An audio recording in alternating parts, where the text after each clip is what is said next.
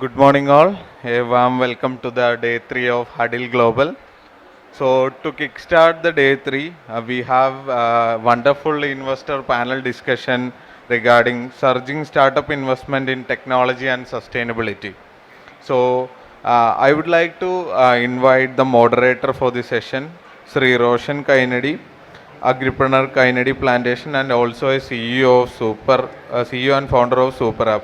So, sir, I would like to invite to join this dais. Also, I would like to invite all other panel members, Sri Pranav Sanghvi, Associate Principal Merak Ventures, Sri Amit Singhal, Founding Partner Fluid Ventures, Sri Ashim Jolie, Founding Partner Aperio.Partners. So, warm welcome for the session. Yeah. Sri Mayuresh Raut from C Fund will join this session soon. So I would like to welcome him as in his absence as well. So thank you.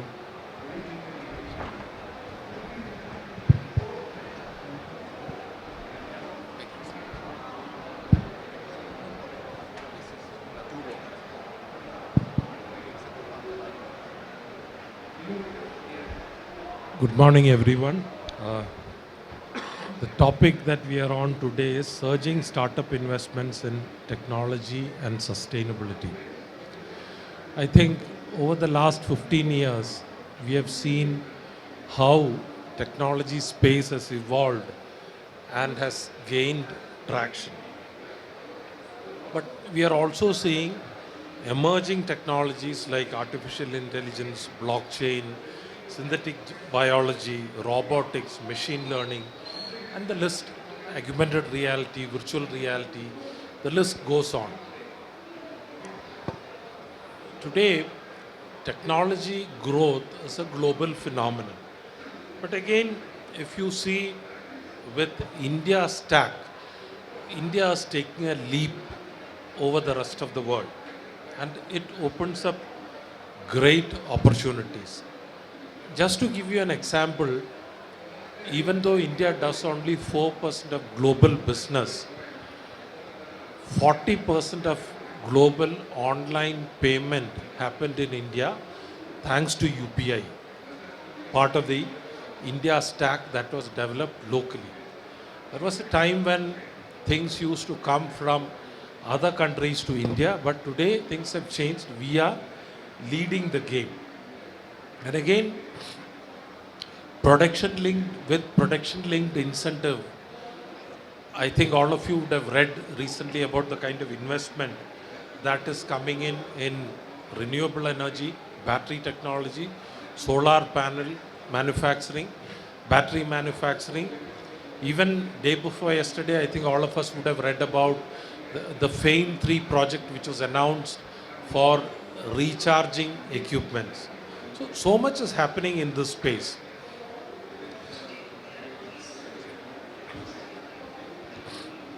And I think all of us would jointly agree as a fact that India is today the biggest opportunity in technology and renewable energy around the world. India is the biggest opportunity. And again, one thing which I would like to add here is the lesson from OpenAI. Over the last 10 years, probably we all started hearing about artificial intelligence from 2011 onwards, when for the first time the Watson developed by IBM could beat the world chess champion. That was the time when all of the entire world recognized the scope and potential of artificial intelligence. And that time onwards, we were seeing a frantic investment by all the global leading players, like whether you take Amazon, Google, Apple, all the big names were investing tons of money in artificial intelligence. But an unknown company, a company which was unknown till 2 years back, all of a sudden came forward. It actually communicates to the rest of the world. For us entrepreneurs, the fact that even though there are big players, they're investing tons of money, people who have intellectual competence, who are committed, who are talented, come up bypassing all these global giants. And that is what OpenAI has proven to the world. And that is the opportunity which is there in front of all of us. And I would say anyone neglecting this great opportunity is actually showing a criminal neglect. We all should capitalize on, as entrepreneurs, we all should capitalize on this great opportunity. So let us listen to some people, some investors who have gone through the grind, who have seen both success and failure among startups. And I think there is so much to learn from them. Let me introduce my panel, starting with Amit Singhal. He is a chartered accountant, founded Startup Buddy in 2015 to provide virtual CFO services, turned in an angel investor, done 40 plus investments. He set up Fluid Ventures Fund in 2021, which invested 3.4 crore in D2C startups. So I'll start up with Amit Singhal. The first question that I would like to ask him is, please talk about the Indian technology ecosystem and how it is shaping up. Yeah, thank you very much. Just doing one correction, it is not 3.4 crore rupees investment. This is 50 crore fund where we invest between 3 to 4 crore rupees in a startup. So, coming back to this question, closer. Okay. So coming back to this question about India stack, all of us know that how this technology stack in India took place over the last 10 years. We can see the UPI payment, which Roshan mentioned. We can see the ONDC, how it's shaping up, and the technology stack on which government is working on. So you can't think of anything without the technology where the government is involved. The latest example is Digi Yatra, where even if you are passing through a airport, that has become easier. So that's how technology is taking place everywhere, and why technology is so important for us, because in startup we always talk about the scalability, and you can't achieve the scalability without thinking of the technology. If you will correlate with anything, you can think of any kind of idea, you can think of any kind of business. In case you will add the technology there, you can have a scalable path there. Unless and until you will use the technology in a right way, it can be generative AI, it can be normal AI, it can be simple things. Sometimes we will ask that you are into the consumer space, but consumer was there in India for last hundred of years, where we are buying things and selling things as well. But why D2C is become so hot these days in the startup ecosystem? Because people have added the technology there. The product is not technology. It can be water bottle, which you can buy from anywhere. But now think you are buying something online, where you are ordering something on Amazon or Flipkart. Automatically that order is going to the courier company, that you will have to pick this product from X warehouse, you will have to deliver that. You are getting an SMS or the email where you are getting the information, where is that, you can track that. You can pay online, or in case this is cash on delivery, automatically their reconciliation is happening. So think from very first point, from the marketing, where you don't know the customer. Even in the traditional way, you can understand the customer. If you are interacting with him, you can understand his psychology, and then accordingly you can sell your product. But in D2C, you will have to understand the marketing. It may be, the customer may be from Kerala, customer may be from Assam, customer may be from Mumbai. So all kind of customers will be there, but using the technology or the AI, you can understand your customer, you can sell what you want to do, and entire chain can be managed through the technology. But why this has took place? Because the supply chain technology has grown very well, payment gateways have done very well. So entire thing has so automated, so that we can now think about the consumer product as well, a scalable model through the technology. And the latest example is Mamaearth, where they have started from D2C. Now definitely they are in omni-channel, but you can think of a sale of a new brand in 5 years, they have achieved more than 1,000 crore rupees per annum sale, which was not possible earlier. No new brand can achieve that sale in such a small period. So that's how we have a great opportunity because of this technology stack. Thank you. Thank you. Next, let me introduce Pranav Sanghvi.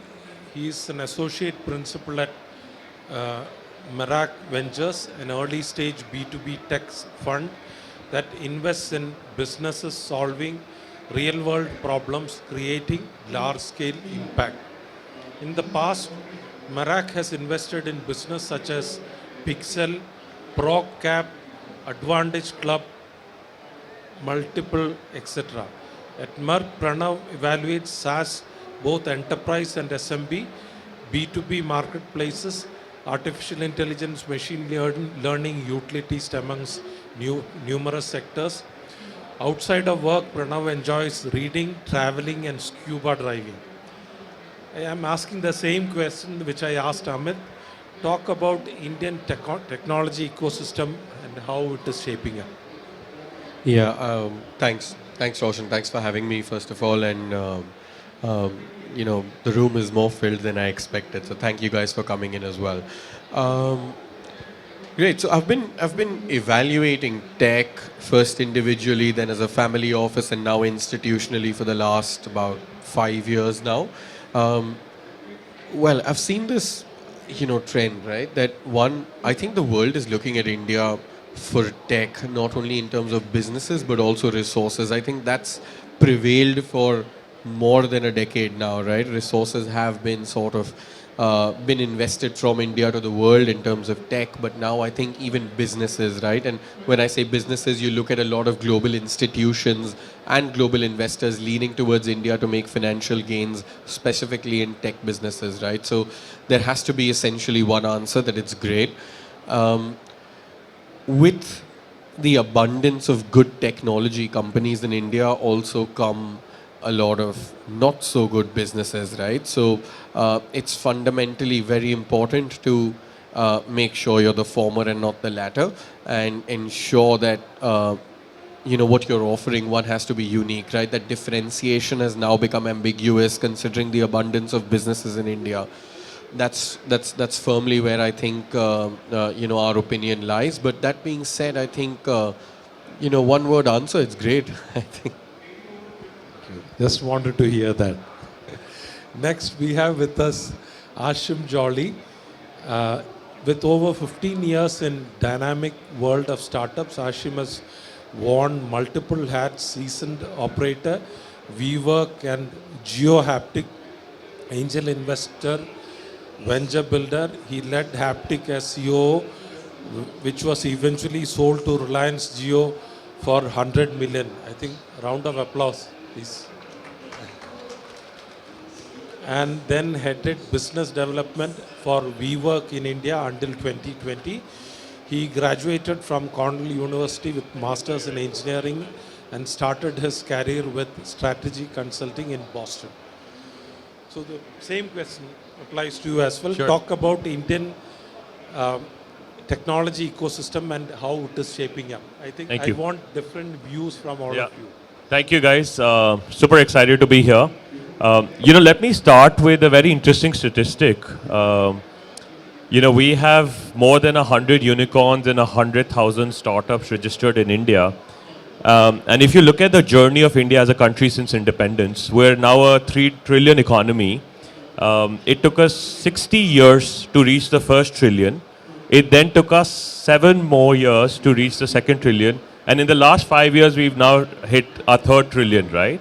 So if you see how that transformation has happened in the last sort of decade or two, has obviously been on the back of technology, right? And obviously, both my co-panelists here, Amit and Pranav, have broadly mentioned about ONDC, UPI, and some of the initiatives that the government has taken, which has obviously taken us to a whole new realm, right? Today, UPI is being rolled out in more than 10 countries outside India, and globally, India is being looked at as the decade of, this is the decade for India. And one of the reasons, and we were talking about this when we were driving up to this venue today, is as a country we're super diverse, right? And I'm sure you've all traveled to different parts of the country. The needs and requirements of users in different parts of the country themselves are very unique, right? And you can't possibly have a one-size-fit-all product or a service that can cater to everyone, right? Just basic stuff, right? When you look in an app, and I've invested in a few apps which have done fairly well in regional content, right? There's a app called Kutumb, which is one of the largest social community platforms. And another app called Stage, which is now building OTT in dialects. Right? The reason they're doing so well is because we're such a diverse nation where you can cater to the burgeoning, population. The new 500 million smartphone users in the country today require the same piece that was delivered to people in tier 1 cities, right? Is where the growth is coming from tier 2 and beyond. And we were, often laughing. A lot of our investments over the last 2-3 years have actually come with founders who come from cities outside the top 5: Delhi, Bombay, Bangalore, Hyderabad, right? And the reason is because there's a fairly deep sense of understanding of technology. Entrepreneurship has obviously touched pretty much every nook and corner of the country. And I think this large event we're at, Huddle, is a great testament to where technology is now playing a crucial role in what the country has to offer. I'll wrap up with that. Thank you, thank you. We also have with us Mayuresh, managing partner of C Fund. In fact, C Fund is an organization which has invested quite a lot among the startup in Kerala, because we have been associating with their organization at least for the last 6-7 years through Thai Kerala, and they are doing a wonderful job. In fact, hold on to them. Anyone wanting investment, hold on to him, because he knows this market very well. Okay, the same question, in fact, I'm asking the same question to all the panelists because they all come from different parts of India. So I just wanted to get a feel about that. Talk about Indian technology ecosystem and how it is shaping up. Please, over to you. Thanks a lot, Roshan. And my apologies for turning up late. But as Roshan mentioned, we've been in Kerala since 2015. We have 8 portfolio startups across 2 funds, which are all Kerala registered. Extremely happy with all of those. And I think it's safe to say that all the founders are also happy with us. We are Bangalore based, I guess a lot of us are, but we work with several state governments, Kerala being one of them. We work with Madhya Pradesh, we work with Rajasthan, we work with Odisha. But hands down, the work that Kerala Startup Mission does, it stands apart from everybody else. They have become a role model for what the other state governments can do. And I think you guys, I'm guessing most of you are from these parts. You are really fortunate that you have the full force of the government behind you. As far as what is happening in the technology sector, we are an early stage fund. We do all sectors like in India. We believe that the next 4 or 5 years, there will be an evolution of sector focused funds. But having said that, we are a handful of the funds where there is a true deep tech lineology. 2 partners come from the deep tech space. In fact, we might be the handful of the funds in India that has a hardcore hardware manufacturing startup. Gen Robotics, all of you would know. That's one of our portfolio companies. So we're not afraid of hardware, we're not afraid of deep tech. And what has happened as far as technology sustainability is concerned is, this, in my view, the last few years, we are firmly moving from the world of bits to the world of atoms. All low-hanging fruit on the software side has largely been addressed. And that was because that was the easier part to address, right? But the real world problems like climate, like sustainability, like semiconductors, like IoT, like circular economy, all of these are ripe for the plucking. And the reasons for this are several, right? So people have been doing climate since early 2000s. We know Khosla, one of the most famous investors, he was talking climate 2000s. But even he was too early. But I think now the right time, right? I mean, everybody realizes this is a problem. If we don't solve in the next decade, I mean, humankind is doomed, right? So that is one factor. The other thing is the government is doing enormous things. And let me list at least two of them. One is they're knocking off each one of the items for which India has a huge forex outflow. So the biggest one is electronics. They started the PLI scheme, and within a couple of years, India is the second largest exporter of Apple phones, mobile phones in the world. They're knocking off defense items. There's a huge push on indigenization. There's a huge push on making arms that can be exported across the country. That's the second item. The third one is semiconductors. We all realize that with the pandemic, we can't rely on China. So the China plus one strategy is a huge focus. So if you are in any of these areas, it is the right time to go jump into this. I was at an event in our home state a few days back, and it was wonderful to see engineers being engineers. And what I mean by that is they are trying to solve these real world problems rather than run away to Bangalore, run away to the valley and join Google, Facebook, right? So it is critical that you also keep track of what is happening around you, right? To give an example, people have been doing AI from the 1960s. It's only in 2016 when Jeffrey Hilton came up with the famous neural causal network paper, and then it hit prime time. So you don't want to be an AI founder in the 60s. Please keep your ears and eyes wide open, but at the same time, go out and solve a problem that is close to you. Don't go and say, hey, defense tech is hot, I'll do that, if you have no semblance of understanding or domain knowledge about that. That's in a nutshell what I feel is happening in India. Thank you, Maharish. Okay. Next is, I'll start off with Amit. See, in fact, we all were staying in the same hotel, and while we were coming this side, we tried to structure questions that would help entrepreneurs. I am also an entrepreneur, I am not an investor. So, we have structured in fact, the biggest learning for all of us as entrepreneurs is the learnings from success and the learnings from failure. So, same question I am going to ask all four. So, Amit, please talk about your experience in investing in a startup which has become successful, and talk about the promoters and the qualities that made them successful. Okay, nice.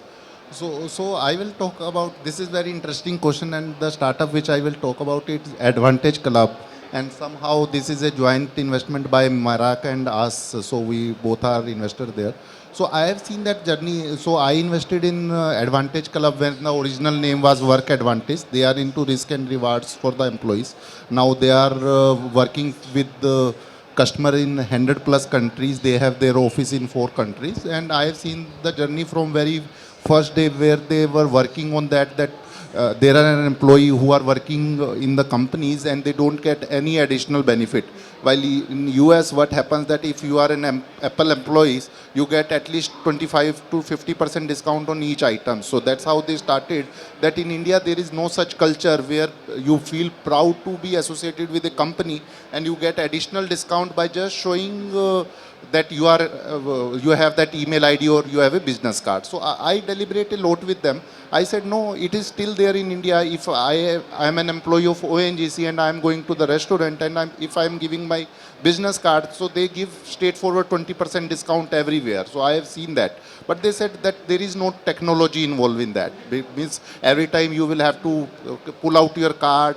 If you are sitting with someone, then someone will say, okay, for getting 20% discount, you are asking waiter to come and ask to their GM.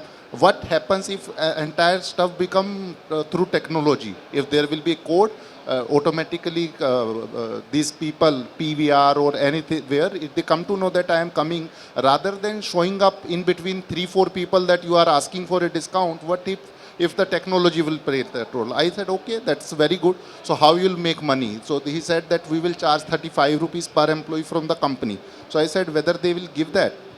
They said, why not? Because that should be the part of their HR policy. I said, okay, try. So they got 5 customers which paid them, but later they realized that this is not the right option. Rather than going to the company for their billing, it is better to take the money from the brand because they are creating a footfall for that particular restaurant, their cinema halls, or the particular brands where these employees are going. So then they learn from this mistake that the company will not pay that. Rather than go to the brand, ask them that what if I will bring Microsoft employees to your restaurant? They said, very good. What if these people will stay in your hotel? Or whatever way, means now they start mapping to this brand and map them that which kind of employees you require. So once they said, okay, we require employees from these 10 companies, they went to their those companies, ask and tell this HR that would you like to give additional discount to your employees? They said, why not? But what will it cost us? They said, nothing. We will not charge anything. You will have to simply ask them to download our app. They will see the benefits on that particular period, what is going on. They will choose it.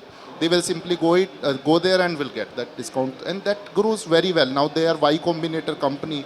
So I invested in that company in 2016. Now I mentioned that they are at least handling more than 20 million US dollars worth of this risk and reward for these companies.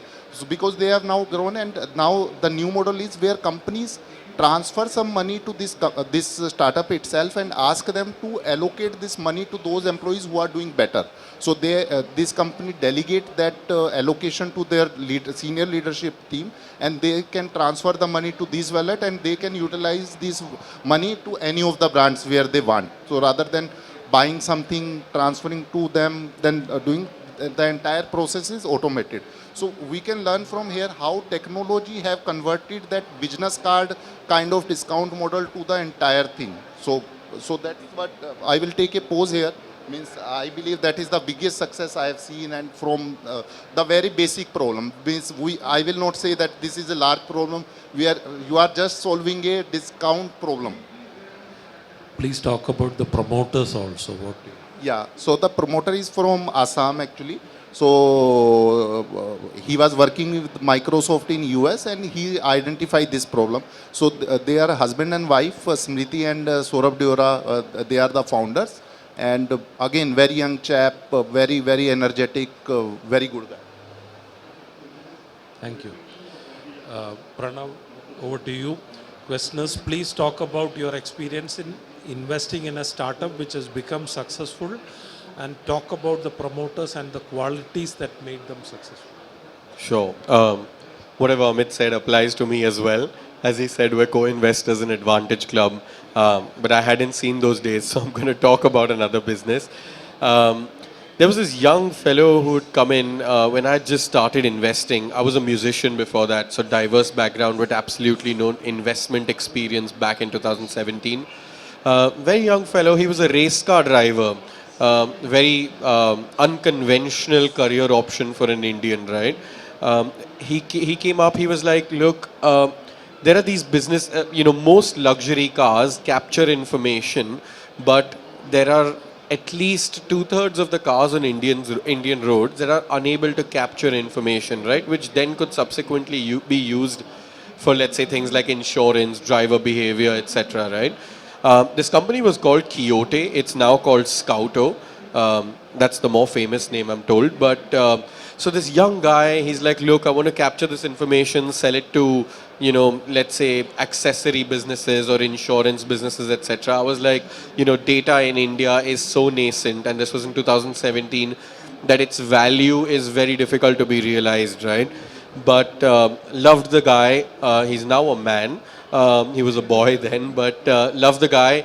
Very, very passionate about what he was doing. Plus, I think very well imbibed in the ecosystem, right? He was doing something else, which was driving cars for a living, racing cars. But I think he still had knowledge that, was a prerequisite to the success of this business, right? We did a check. Eventually, I think 4 years in, they got acquired by a company called Spinny. The company got rebranded to Scouto. It was a double-digit multiple exit. From a financial standpoint, it was great, but I think the biggest success for us was learning from that founder, right? And this is what stands true in our case for every founder we interact with, right? I think the best part outside of financial returns is the fact that you're constantly learning from founders who are building, right? businesses, some of which that you didn't even know existed till date, right? So I think the success is on 2 points, right? Of course, the financial returns, but I think that, you know, the learnings out of it is also a larger success, in my opinion. Thank you. Thank you. Next, Ashim, same question.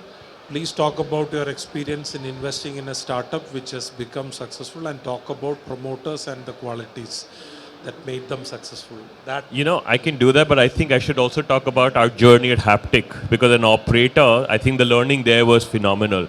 So just for the benefit of most of the audience here, before we built Haptic, I ran 2 other companies which I wouldn't use the term failed, but we obviously did not see the hockey stick growth that any entrepreneur would want to anticipate, right? So my first business was in the recruitment space, which I think we were just very slow at executing. So I'm gonna, you know, take some time to walk you through some of the learnings, because that is extremely important. And as time has it, after many years, we sold that business to Naukri, but wasn't a great exit, as we would have hoped. The second business was in the mobile apps category. We were a custom mobile app platform based out of Delhi. Did about 500 apps in less than 2 years across 5 industries. And unfortunately, what we learned from that journey is, as SaaS founders in India, a lot of us, while wanting to build a product company, ended up building a services company. And the reason for that, because I, you know, since yesterday and today, I met a lot of founders who all come to me and say, we're building this really cool app, right? And this is how I'm going to use and solve this problem. And I always come back to them and said, we did this 10 years ago. We built these super cool apps for restaurants, hotels, retail shops, you know, events, entertainment, food and beverage outlets. The technology is not the challenge. How do you ensure that users are going to use this technology, right? So for us, it became a services shop, because we were not just making mobile apps now, but we were actually now educating our customers on how they can promote their app to their end customers and make sure they actually utilize it and drive value on it, right? So that was another very important learning, which, you know, I now spend a lot of time with the early stage founders, helping them understand what the what is not important, the how is extremely important when you're building the business. And that brings me to obviously the third business when we were building Haptic, right? So we started with a very simple problem statement back in 2014-15. We all would spend a lot of time on call, right? You would call a help desk and it would be an IVR. You'll spend between 10 to 15 minutes trying to get to an agent to eventually solve your problem. And as you start talking to businesses, you realize that there are not more than 5 or 6 queries that typically drive 70-80% of all their call volume, right? You're talking of, you know, the big, you know, whether it's your home appliances, whether it's your you know, mobility partner, whether it is your internet provider or your telephone provider, whoever it is, right? Every time you had a question, you would spend so much time. So you said, why can't we do this on chat, right? WhatsApp had become the preferred mode of communication. I'm still talking 10 years ago, guys. This is 2014 and 15, right? 9-10 years ago. And we said, let's do that. So we went to these businesses. We said, we can come help automate most of your communication. Why don't you work with us? And obviously, as businesses in India, they were very, you know, hesitant in bringing a young partner to come and help them. Now, as entrepreneurs, we were very clear that we were not going to make the mistakes that we had in our previous journey. So we stayed at it. We were persistent that we will use chat as a module and start helping customers on their day-to-day tasks, right? So as we were doing that, we went deeper into the communications platform and see what is it that the customers wanted us to do. So they weren't coming to our platform just for the basic help, they wanted to get it done, right? So it wasn't, don't tell us what it is, can you actually get it done? So that's how Haptic became the preferred concierge provider in the country. We were the largest concierge player at the time, where we had millions of users coming on our platform, and we had integrated on the back end with every service provider, right? So you wanted to book a ticket, you would come to our platform, have a chat communication, say, I want to book a flight from Trivandrum to Bombay, what are the cheapest option? An agent on the back end would use our partners, whether it was ClearTrip or IBIBO, to actually fulfill that transaction for you. And then you could even come and have them, you know, web check-in for you. So even now, after, you know, 9 years, I have people walk up to me and said, hey, why did you shut down the customer care chat business? Because I used to get all my tickets, you know, all my flights web checked in through you guys. But the learning is, while we were doing this business and, you know, we had become a pretty well-known brand in the country, we had raised our second round of funding. it wasn't necessarily generating the kind of revenues that a business would like to generate, right? So learning number one, stay persistent and stay core to your problem statement. Learning number two, start figuring out where you're going to start monetizing. And now as time had passed by word in 2017, we started going back to the same businesses that we'd spoken to 3 years ago and said, hey, today we have data of millions of users. These are the kind of communication and conversations we're driving. Here's how we believe we can help you. So it's not only about customer care, but we can also potentially drive sales for you. So anybody who comes to your website, instead of you having an agent who's going to pick up the phone, you can actually automate a lot of that sales communication. And that's how we started our B2B business, which is eventually what Reliance bought out for $100 million, right? So the learning was that, you had to stay extremely persistent at the problem statement. You had to keep your eyes focused on what it is that you're solving for, not forgetting that obviously you want to create revenue and create, value for all the investors who were with us on the journey. I hope that's helpful. Thank you. Great. Okay, next we listen to Mayuresh. I'm sure Mayuresh will speak about some startup in Kerala. Two examples, both Kerala's. Do you understand Hindi? Can you help me translate 2-3 words from Hindi into Kerala? Not very good at it. Oh, we can try English to Hindi, English to Malayali. See, I mean, these success stories help all of us, right? But people don't realize that success comes, there's no overnight success. Overnight successes are over at least a decade, if not more, right? So it's also important to understand where these guys started off from. There are obviously learnings from successes, and I'll talk about there are many success stories that we have as investors other than the fund. But Roshan was bang on. I'll speak about Gen Robotics, and I'll speak about somebody I met just yesterday. And both should be examples very close to home for you. This guy is starting out, but let's start off with Gen Robotics. We met Vimal, we met Rashid when they were in their last year in college, all the way back in 2015. And I mean, 8 years back, with each passing year, with each passing decade, you guys just get smarter and savvier, right? So these guys were smart and savvy even then, but you've seen the journey they've traversed, right? I mean, they are at home with Mr. Pindray, they are at home talking to Mr. Modi, they are at home talking, speaking at Davos, talking with the World Economic Forum chairman. But they were not that, right? I mean, they were just like all of you here, all of us, when we were in college. Young, callow kids, very conversant with their technologies, their domain, but obviously communication was a problem. The sharpness and the boldness that they have was a problem. Public speaking was a problem. But the only thing going for them was they knew what they wanted to do. They listened to reason. They started off with a robotic suit. I forget the name. Who's the guy who plays the character in Angels? Tony Stark. What suit is that? They had a suit like that, right? They have a famous video, right? And as the story goes, your ex-IT secretary said, all this is great. What is the commercial end use? Obviously, kids that young, they didn't know. So he said, here's a social problem I have. Go out and figure out, pivot this to that social problem. And I guess by now you know what the social problem is. Manual scavenging. So these guys were smart enough to realize that if somebody directs them in the right way, then they had the flexibility and the openness to listen to reason. Not only that, they had the maturity at that level to go out and put together right teams, reach out to the right folks in the government, and build out something that had a social relevance. So a great example of technology building for India, for India specific solutions with a social impact angle, but at the same time the profit was not ignored, and they use that as a launching pad to move into other areas where robotics can be used. They're trying to, they have a new foray into healthcare. Exoskeletons, that's the word I was looking for. Exoskeletons for guys whose limbs don't work well or the body frame is weak, right? That is one example, and that is a success story, right? But let me talk about a young guy I met yesterday. Again, from one of your better known, You're decent colleges, right? Now, this guy, he met me last week in Bangalore, a couple of weeks back, NASSCOM's Future Forge. I met him, I spent half an hour. I'm not just not talking for myself, I'm talking for everybody else. I forgot. I was interested then, but for the life of me, I couldn't remember what conversation we had. He again hunted me down yesterday, and the conversation was that, do you remember? I said, I don't know. And then let me tell you what he's trying to do. This is a guy out of Kerala.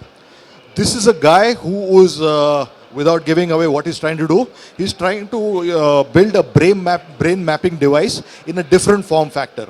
And the guys he's going against are the Apples, the Samsungs, the who's of the world. Now, this is not the best part. The best part is his hustle, his persistence. This guy reached out to one of the founders who wrote the code for the Google search algorithm. He's dead by now. His wife is a famous angel investor. He reached out to her all through his own persistent efforts. She is his mentor, sitting out of the valley. The story does not end there. She, for other reasons, she says, I'll just be your mentor because he has an India registered entity and she's comfortable putting money only in US entities. Then he hunted down another guy in Apple who was hired by Steve Jobs. He was one of the original engineers, and this guy is on board to be an advisor to the firm. And it does not faze him, it does not put the fear of God in him. He says, I'm giving myself 3 years. We all know Apple has skunkworks, Google has skunkworks. Apple will come out of product, but he's absolutely sure he'll tie up with either Apple or not Apple maybe, but with the other incumbents. And he'll have a B2B route and go to market. He's giving himself 3 years. Will he be successful? I don't know. We know several other founders who try to pull this off. There's Rohil who tried to do the Google Eye lens. There's the Ajna lens. All these guys, it's an extremely difficult act to pull off. But if guys from your cohort, from your age group are thinking this high and nothing phases them, I think the fire of starting up in India it's only going to grow larger and larger. Thank you, Mahirish. Okay, now I think we have listened to the reasons, the success stories and the reasons for success. Now let us listen to failures, because I believe the best lessons in life are learned when you fail. I think all of us have failed at one point or the other, and many of the best lessons that we move forward with comes from that time. So I'll start with Amit. Talk about, you don't have to mention the name or startup or anything like that, because it should be respectful. So talk about some startup which has failed and also the key learnings from that. Yeah, sure. So first of all, being a startup founder, we will have to understand that there is no word called fail in the startup ecosystem at all. So that is the beauty of this ecosystem at all. Whenever you learn something, so we should substitute this word with the learning, because whenever you find that something is not going into the right direction in which you aim to, so it means you have learned new things. And with that learning, if you will start something else or will go somewhere else, that learning will be very helpful. So failure is something which we should not shy off, and this is very good for thing. So to be very honest, from financial angle, as Pranav rightly mentioned, that we being a investor always treat our success or failure. It is not founder's success or failure. It is our success or failure in terms of our return on investment. So our mathematics is very simple, that if we will invest in 10 companies, we assume on very first day that we will not get returns in 7 companies at least. So we will feel ourselves lucky if we get a return in 3 companies, let's say 10x or 5x or 50x or maybe 1000x, whatever will be that return. That makes our portfolio better and we can get a right kind of return on investment. So it is a portfolio management. So COVID was the year where we seen lots of successes and failure from the investment perspective. For some companies, which was in particular sector, they grown very well because of COVID. One example is Redcliffe Lab, where they start doing COVID testing and now they are competing with Dr. Lalpath Lab in entire world, and sooner or later they are going to become unicorn. And there were failure as well, largely were in the food industry, where I had a great exposure in the food industry, and most of the restaurant were shut down during that period, and I saw many failure in the F&B industry, that particular thing. But if I will take a summary of entire failure, the main thing is that I am leaving those companies which were failed in COVID, but the companies who started but they are not doing well, the one thing was very common. They never estimate that who is your customer. Sometimes what founder do, they start doing something which because of their emotional connect. Okay, I have some problem, but he assumed that this is the world problem. That is not the right strategy. So first of all, you will have to understand your customer. You will have to go for a product market fit. And if you feel that this is not a PMF, you are not able to achieve, try to pivot as soon as possible. Don't stay with that idea. So there were only two reasons which I have seen in my 8 years investment journey.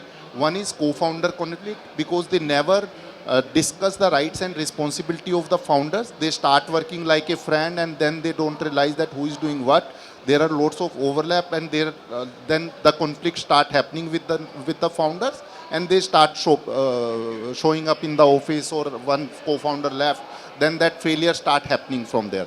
The second is they don't understand the customer. If you will make sure that you write a document on very first day between the co-founders, that what are the roles and responsibility of the each founder. It is called co-founder agreement as well in a way, but it is not necessary that you do on a stamp paper. You simply write on email or wherever that aap ye karoge, I will do this, and that should be the clear point. And second, keep learning from your customer feedback. Whenever you should always be open to take feedback from customer and do the necessary changes in the product whenever required. I'm sure you will never be fail, at least from the startup perspective. That's my guarantee. Thank you, Amit. I think that is a big learning. And in fact, in Thai, Kerala, we have a session specially for defining role among partners in a startup. In fact, we have a session specially for that. Many startups have come across who have this particular problem. I think you have addressed a very important point. So, Pranav, your turn. On some investments which have failed, some investment that you have done which failed, key learnings from that. Sure, I think, first of all, I'd like to insulate the biggest misconception, right? That success is attributed to the capital of funds you've raised, or, the other way around, right? Lack of success is measured by your inability to fundraise. I absolutely disagree with that. On the flip side, we've seen numerous bootstrap businesses, or let's say services-based businesses, who haven't raised funds, but they've become behemoths in their own, accord, right? So that is the first misconception I'd like to insulate. Secondly, sure, I mean, we've all seen failures, right? I'm sure it's equal across the board. Some stick, as Amit said, they're not really failures, they're learning lessons, but in some cases they could be failures, right? And when I'd address them as failures is when, there has been a conscious effort or a conscious lack of effort in pulling that business up, right? Of course, we read the news, and even outside of that, a lot of this is pointed towards governance issues, right? And why I'm bringing this up today is because a lot of super early stage founders believe that governance will kick in with time, right? Let's say you hit a Series A, a Series B. These are processes that will automatically kick in. But I strongly think that these are habits that should be, nurtured right from the beginning, right? Let's say something simple like a GST return, right? Why would one wait for a later stage or an investor to sit on your head to actually be doing that compliance, right? You could independently do it right from the beginning, right? And this is a small example, a lot of other compliances as well, right? Right from the beginning, which will be which will prepare you really well at the time when you have like an institution coming in, right? The reason I'm talking about this is because, of course, there was a food tech business that I invested in Roshan said no names, but and no controversies as well. But this food tech business that we invested in did phenomenally well. Great, fantastic founders. Reached a point where they were raising, probably triple-digit crores, and then the business disappeared. I don't want to get into that because it's a heartburn, but largely the reason why that happened is because of compliance issues. It wasn't only a learning lesson for, the operators, but also us as investors, right? This happened slightly before, this was a fad in the news. So it was definitely a learning experience. But my point is that I think it's important to inculcate these habits very, very early on, so you don't face issues like this in the, in the future, right? Outside of that, completely, agree with Amit on the fact that, unconscious mistakes are never failures; they're just learning lessons, right? So probably you could pick up bits from, these lack of successes from, let's say, venture one, and apply them into your second, third, fourth venture, right? In fact, from an investor perspective, I'd really appreciate when there is a founder who hasn't tasted success in the first startup, but is exhibiting the aptitude to sort of, the fact that he's learned from those mistakes and that he is applying to his newer business, right? So let's say second time founders aren't attractive only when they've made a massive exit of their first business. It's also equally attractive when you've not seen a success but have also picked up learnings from that business. So, yeah. Thank you. In fact, compliance is a very serious issue. We have come across startups where investors are ready to invest, but because of compliance issue, the whole process gets delayed. Then it's a lot of after some time, the investor also start losing confidence in the startup, because again, it is something which everyone should take care of. In fact, one very important point which came out between the two is an entrepreneur never fails, he only pivots. Please remember that. Any entrepreneur, he fails only when he accepts failure and stops trying. If not, he only pivots. So Ashim, we have time constraints, so kindly speed up. I will keep it very, very short. It's actually a thought for most entrepreneurs and founders as funds and fund managers. We do a lot of due diligence on founders. We spend a lot of time on, figuring out which founder to back. I think it works the other way around too. So as founders, you have to do a fair amount of work on the investors you bring on board, right? And without naming, two of my portfolio companies have been bitten by because of misaligned interest from the investor standpoint, right? And this doesn't necessarily happen at early stages. It also happens in mid to late stage companies, right? Because every investment arm, every investor that when they write checks have certain defined theses, they have timelines, they have, they have other reasons by which they're, driving a company to a certain direction. So if you don't have the right set of investors on your board, that can also necessarily leave you to not necessarily, hitting the peak of your business. So you should do a fair amount of due diligence on the investors you bring on board, starting from obviously angels all the way to your, Series A, Series B investors. And I think there's more than enough out there. The world looked very different 10 years ago, but today there are more than 1,100 registered funds in the country, and obviously more than 10,000 angel investors. So you have ample opportunities to do your research well before you bring them on board. Valid point. Always look at the right investors, especially first time. Try to avoid. Matured ones will always support a startup. I've seen that. So, I concur with all the points. Failure is just a comma, it's not a full stop. And if you don't profess it through that belief, you have no business being a founder. I'd like to double down on the point that was made that India has become a very mature ecosystem in terms of investors, right? Compliance, you have to take care of it. You have to make sure you have the right set of investors. And I'll expound on a little bit on that. But we just ran a poll online as to what is the critical make or break factors founders feel in the early stage. And we had several 4 or 5 criteria. And the one thing that came up from the founders, so it shows that founders are cognizant, it is the ability to sell. Bechna aana chahiye. Whatever is the Malayalam equivalent of that. You may have great founders. I mean, I gave the example of the guy. He was selling himself. When you go and pitch, you're selling the idea, the concept. If you can't sell, you're in the wrong business. The other part is the investors. Expound a little bit on it. It also matters not just the due diligence you do, but who you get at what stage. We have a portfolio company, no names again, and as I mentioned, it's not a failure, it's still a work in progress. But the returning founder is another example, right? We all are portfolio founders are returning founders, and the reason why portfolio founders is not all of them have returned money to the investors, but I can't teach them, or no school can teach them getting their hands dirty, talking to investors like us, pitching to us, hiring, building out a product, engineering out a product, and then talking exit, whether to shut down a business or return money, right? I can't teach that. That is versus value in, weight in gold. So returning founders. The second thing is we have an investment where the founder was hell-bent that he wanted marquee funds, multi-billion-dollar funds. And we said, watch it, there are pros and cons.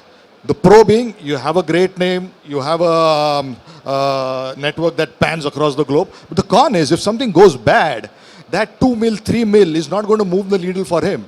And it is very easy for him to say, hey, shut it down. But for guys like the early investors, the angel investors who put in a crore, couple of crores, 5 crores, it's crucial, right? So be sure about who is making what investment, what are their incentives. Are you one amongst their spray and pray strategy, or are you one or couple of horses they are backing and they'll go out and back you all the way till you raise the next round? Extremely critical. Thank you. Thank you very much, everyone. A round of applause. We are going to wind up. Thank you. Lot of learnings. Thank you very much. Please accept a small memento from Team Kerala.